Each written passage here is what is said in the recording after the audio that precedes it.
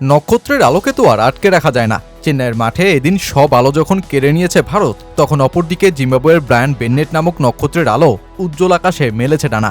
Press কনফারেন্সে সাংবাদিক যখন চিনতেই ভুল করে বসলেন বেন্নেটকে, তখন তাকেই বরং বলতে হলো, হ্যাঁ, আমিই বেন্নেট।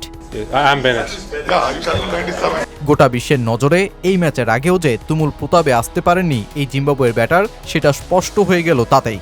কিন্তু ভারতের বিপক্ষে, ওদের সেরা সব বোলারের বিপক্ষে জসপ্রীত বুমরার মতন বোলারকে ছক্কা হাঁকিয়েই যখন কেউ অর্ধশতক হাঁকিয়ে ব্যাট উঁচিয়ে ধরতে পারেন, তখন তাকে নিয়ে আলোচনা হওয়াটাই তো স্বাভাবিক।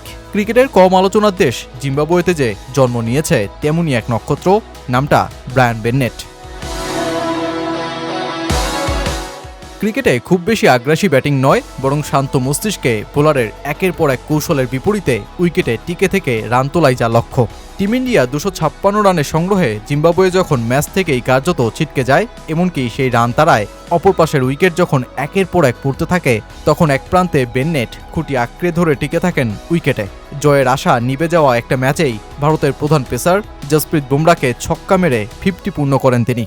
আর মুহূর্তেই চিপকে উপস্থিত 27,000-এরও বেশি দর্শকের ঠাসা স্টেডিয়াম নিস্তব্ধ হয়ে যায়। বেন্নেট শুধু বুমরার বিপক্ষে টিকেই থাকেননি, বরং নিজের উপস্থিতির জানান দিয়েছেন ভারতীয় এই পেসারকে 2 চার ও একটা ছক্কা হাঁকিয়ে। বেন্নেটের বাউন্ডারির হাত থেকে অক্ষর প্যাটেল কিংবা হার্দিক পান্ডিয়াও তো রেহাই পাননি। তবে শিবম দুবে বোধহয় এই ব্যাটারকে ভুলবেন না অতি সহজে।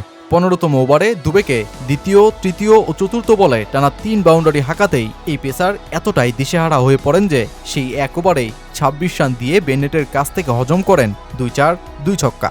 এমনকি শেষ ওভারে সেই দুবেকেই ফের 1 চার ও 4 হাঁকিয়ে বসেন বেন্নেট।